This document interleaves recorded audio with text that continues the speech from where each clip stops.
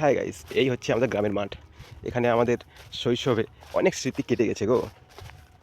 হ্যাঁ, এই যে এই ঝুপড়িটা যে আছে না, হ্যাঁ, এখানে আমরা যখন ছোটোবেলায় এখানে আসতাম, এখানে একটা কুলের গাছ আছে, সেই ঢিল মেরে মেরে অনেক কুল খেয়েছি গো, অনেক অনেক।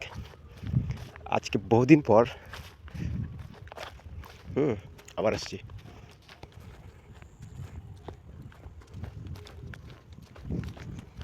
এই যে দেখো, এখান থেকে অন্ধকার দেখা যাচ্ছে, খুব একটা ভালো দেখা যাচ্ছে না, পরিষ্কার আসছে না, বাট এখানে অনেক অনেক সময়, একটা সময় পার হয়ে আসছি, অনেক সময় কাটছে এখানে।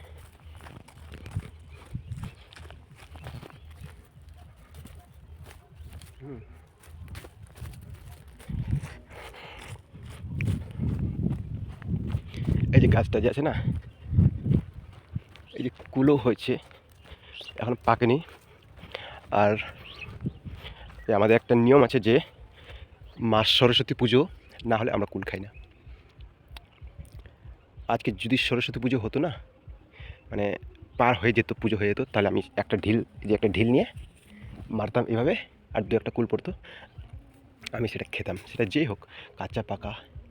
হ্যাঁ, অনেক স্বপ্ন কেটেছি, অনেক, মানে এই জায়গাটা আমাদের একটা সময় আড্ডা ছিল, কিন্তু আজকাল কি হয়েছে, সবাই সবার কাজে ব্যস্ত হয়ে গেছে, তো এখানে আর কেউ আসে না।